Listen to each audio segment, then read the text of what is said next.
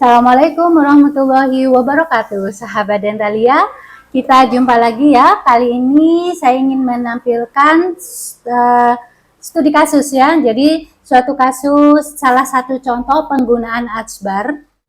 Nah, pada kasus ini saya akan menampilkan salah satu contoh pasien yang habis kecelakaan. Pasien yang habis kecelakaan, jadi giginya itu lepas 2 gigi, kemudian pasien itu langsung datang. Nah, di sini keuntungannya pasien itu langsung datang, begitu kejadian langsung datang.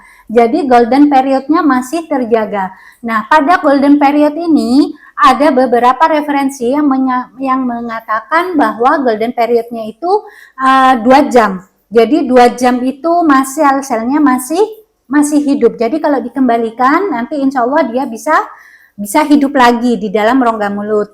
Nah, ada yang menyatakan antara 2 sampai 6 jam. Jadi saya mengambil golden periodnya itu yang terpendek, mengambil yang aman. Jadi sebaiknya sahabat Dentalia ini, jadi kalau terjadi sesuatu sebelum 2 jam segera dibawa ke dokter gigi dan dilakukan reposisi. Nah, pada kasus ini dilakukan reposisi pada 2 gigi. Ada 2 gigi sebelah kanan dia lepas gigi serinya, dan yang sebelah kiri ada yang patah. Nah, untuk tindakan pertama, untuk kegawat daruratannya, kita lakukan yang 2 gigi yang lepas dulu untuk memenuhi golden periodnya. Jadi dilakukan reposisi. Sebelumnya kita lakukan debridement, yaitu suatu proses penghilangan, membersihkan gigi. Tetapi yang perlu diperhatikan di sini, yang harus wanti-wanti dan yang harus benar-benar diperhatikan, gigi jangan sampai mati, yaitu jangan dicuci. Jadi jangan dicuci, apalagi di sabun, apalagi pakai alkohol, itu jangan ya. Bawa murninya, jatuhnya itu langsung dibawa, dan sebaiknya dibawanya menggunakan air susu.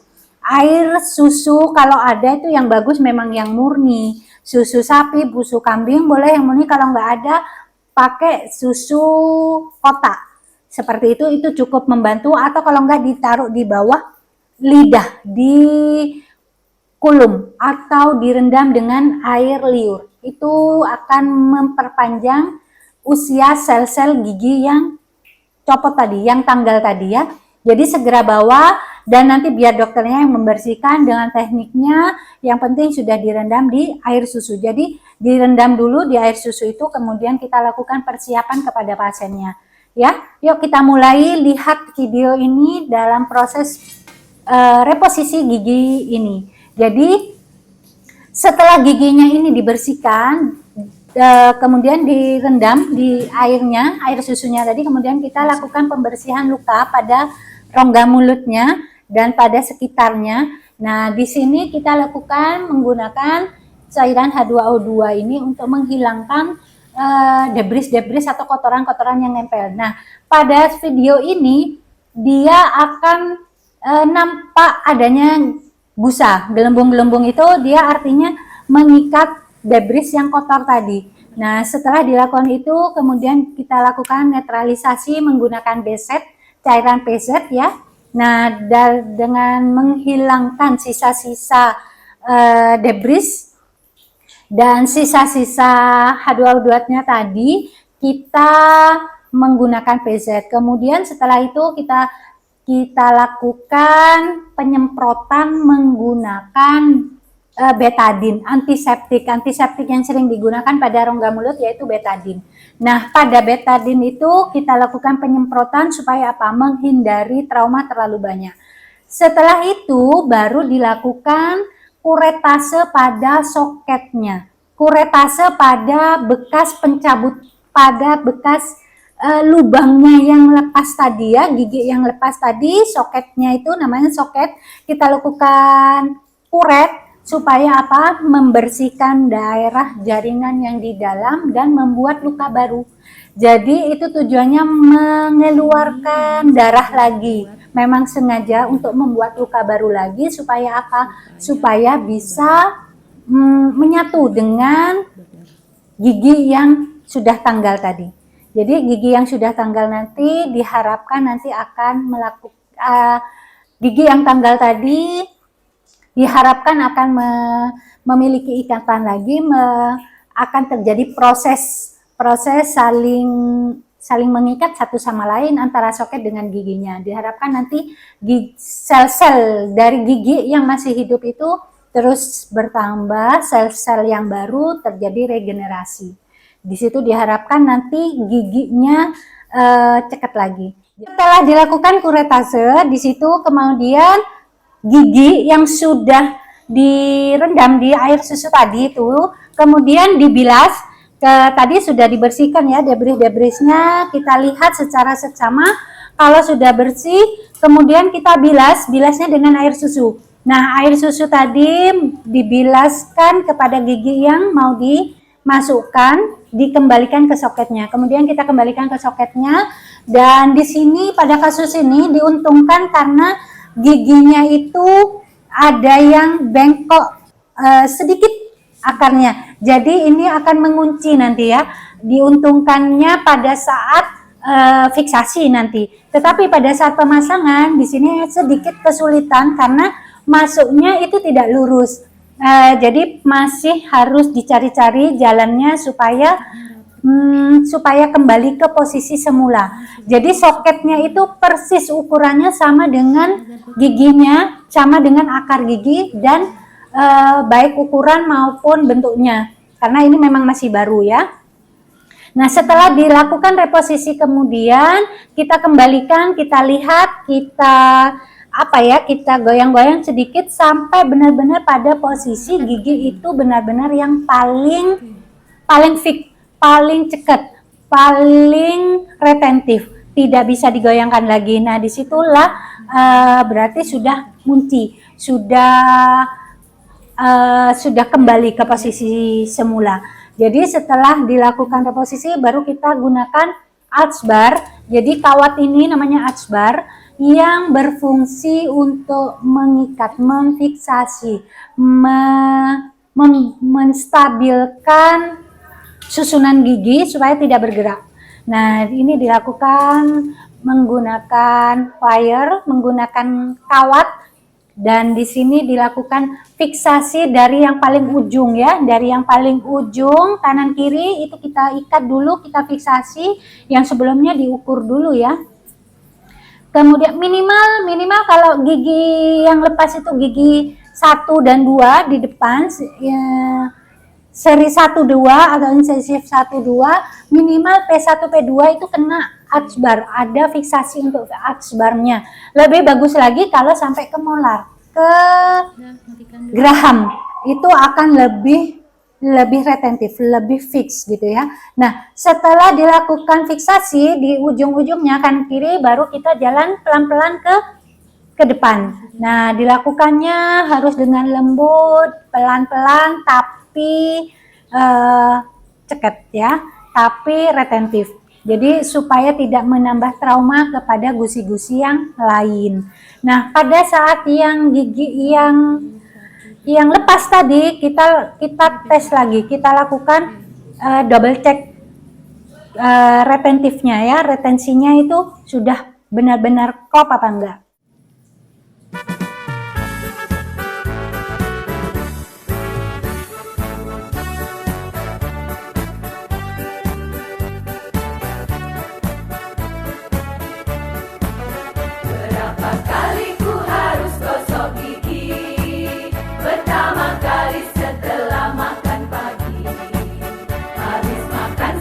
Gigi harus bersih sebelum tidur malam digosok.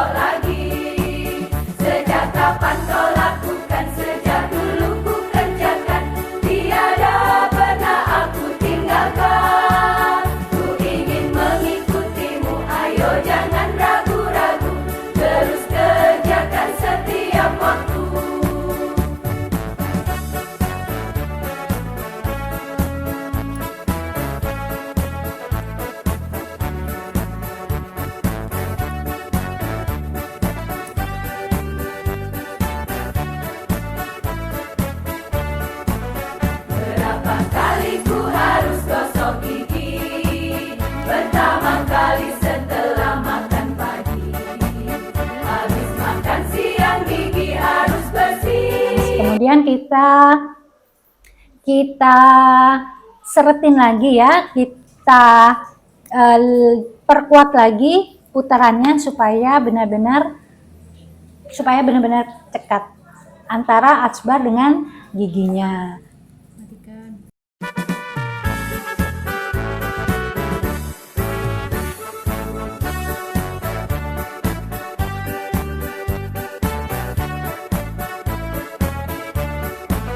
Berapa kali ku harus gosok gigi?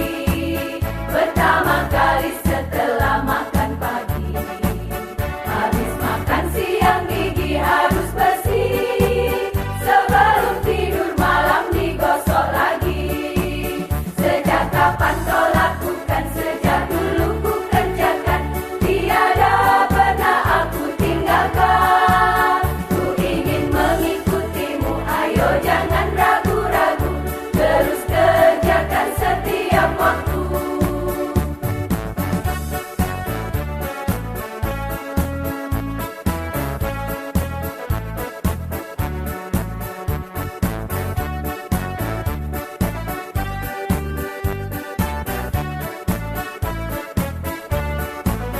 Berapa kali ku harus gosok gigi? Pertama kali setelah makan pagi. Habis makan siang gigi harus bersih. Sebelum tidur malam digosok lagi. Sejak kapan kau lakukan? Sejak dulu ku kerjakan. Tiada pernah aku tinggalkan. Ku ingin mengikutimu, ayo jangan ragu-ragu. Terus kerjakan setiap waktu. Sejak kapan kau lakukan? Sejak dulu ku kerjakan. Tiada pernah aku tinggalkan. Ku ingin mengikutimu, ayo jangan ragu-ragu. Terus kerjakan. Nah, setelah itu dilakukan semua, kemudian kita potong wire-nya yang berlebih tadi, kita sembunyikan di antara cekungan-cekungan tadi supaya tidak jengat, supaya tidak kena bibir. Jadi kita cek sampai benar-benar tidak mengganggu bibir. Jadi pasien dicoba disuruh ngetes ininya apa ya, untuk ngomong atau bergerak bibirnya supaya tidak kena bibir kawatnya tadi ya.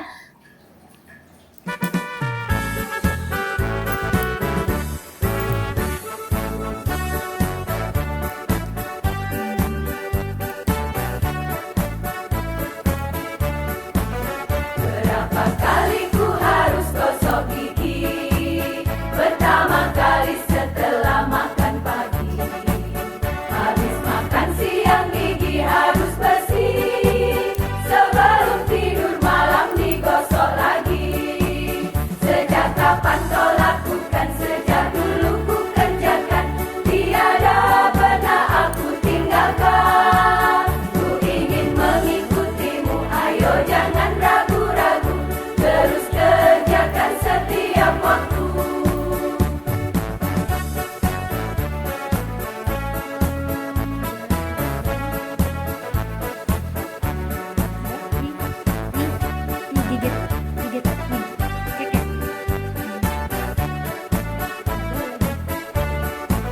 Berapa kali ku harus gosok gigi?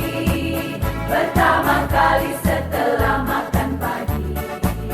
Habis makan siang gigi harus bersih. Sebelum tidur malam. Nah, setelah itu selesai, baru kita lakukan debridement lagi, kita semprot pakai betadine supaya menghilangkan sisa-sisa kotoran yang ada. Jadi kita lakukan penyemprotan dengan betadine.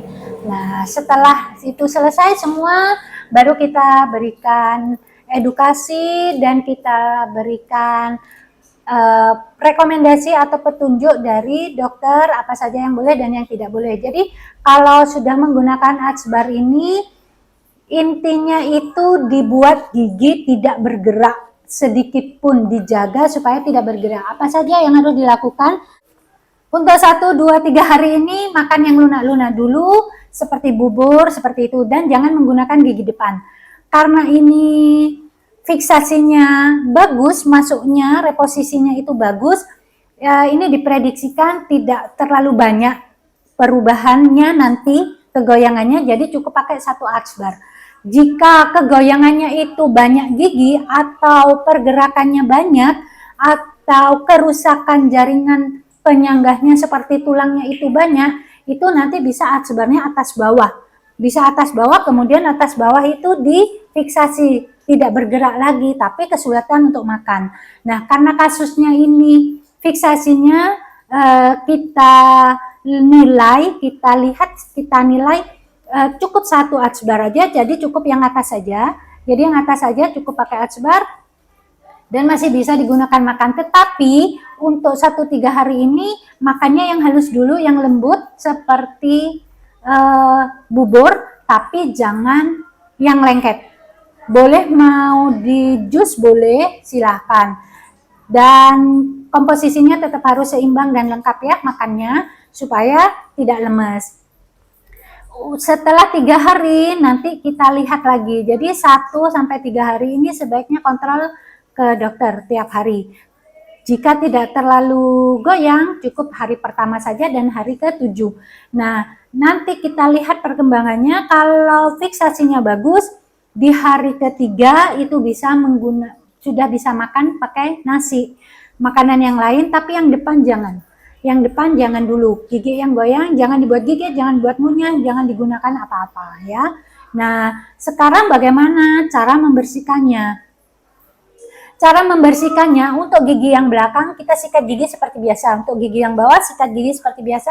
Untuk gigi yang goyang 1-3 hari ini membersihkannya, jika kita khawatir takut untuk menggunakan sikat gigi, menggunakan kapas, dibasahin, kasih pasta gigi boleh, kemudian dioleskan pelan-pelan saja ya. Pelan-pelan saja pakai tangan, atau kalau enggak pakai cotton bud, dililit kapas boleh, sampai ini ya, sampai benar-benar padat, kemudian dibuat membersihkan. Tapi sekali pakai ya, langsung buang. Kemudian setelah itu baru kita kumur. Setiap habis makan sebaiknya seperti itu ya. Nah, kalau setelah kumur air putih, baru kita kumur pakai obat kumur. Jadi dibantu obat kumur supaya meningkatkan oral hygiene-nya tadi ya, dan mencegah terjadinya infeksi. Setelah itu baru kita minum. Setelah makan minum obat yang dari dokter ya. 3 kali sehari. Jika tidak ada alergi dilanjutkan sampai habis. Jika terjadi alergi segera hubungi dokter. Jangan menunggu lama ya. Nah, alergi obat itu bisa mulai dari gatal, pusing atau sebagainya, rasa penolakan dari tubuh, segera hubungi dokter.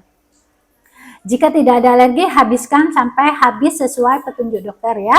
Dan kontrolnya tetap di hari ke-7. Nah, setelah itu baru bisa kita cek lagi. Kalau fiksasinya sudah bagus, sudah benar-benar bagus, baru kita bisa gunakan buat makan seperti biasa. Tapi yang depan tetap hati-hati. Minimal 2 bulan itu kita tetap harus menjaga, jangan dibuat menggigit dulu. Nanti setelah 2 bulan kita cek lagi fiksasinya seperti apa, retensinya seperti apa. Kenapa 2 bulan? Karena pada 2 bulan itu terjadinya regenerasi sel tulang, itu 2 bulan mulai tertutup dan mulai memadat. Tetapi untuk padat sempurna nanti nunggu 6 bulan. Jadi alat ini digunakan minimal 6 bulan ya, minimal 6 bulan tergantung kasusnya. Bisa sampai setahun atau lebih. Jadi tergantung dari kondisi pasien. Dan setelah 1 tahun, setelah selesai fiksasinya benar-benar bagus, kita kaji lagi, kita analisa lagi, dan untuk melepaskan bisa setelah 1 tahun setelah masa aktifnya tadi ya. Demikian yang bisa saya sampaikan. Di sini yang perlu diingat, kalau gigi lepas, tanggal, copot karena kecelakaan atau terbentur atau karena sesuatu hal yang menyebabkan gigi lepas, jangan dibuang. Segera cari dan jangan dibersihkan. Jangan disikat, jangan direndam alkohol, jangan disabun, segera bawa ke dokter gigi sebelum 2 jam. Golden periodnya 2 jam ya di sini ya. Jadi itu yang perlu diperhatikan. Jangan dibuang, segera cari kalau hilang ya. Dan segera bawa ke dokter gigi untuk dilakukan reposisi. Karena gigi yang asli tetap lebih bagus walaupun butuh waktu untuk penyembuhannya. Kalau ini hilang, pakai gigi palsu itu nanti banyak kekurangannya. Ininya kempot, gusinya kan mengecil ya, tulang dan gusinya mengecil, jadi ini tidak asimetris lagi, apalagi dalam jangka panjang. Kemudian penggunaan gigi palsu tak akan seenak gigi asli, dan harganya pun tidak murah ya, tetapi tidak mahal juga jika dibandingkan kebutuhan kita. Tetapi gigi asli tetap lebih enak, lebih bagus daripada gigi yang palsu. Jadi silahkan sebar video ini untuk edukasi, untuk memberikan informasi kepada masyarakat luas bahwa gigi yang sudah lepas, gigi yang sudah tanggal, copot, hilang masih bisa dipasang lagi, bisa direposisi lagi. Demikian, semoga bermanfaat untuk kasus kali ini. Tetap jaga kebersihan dan kesehatan gigi dan mulut kita. Wabillahi taufiq wal hidayah. Wassalamualaikum warahmatullahi wabarakatuh. Salam sehat.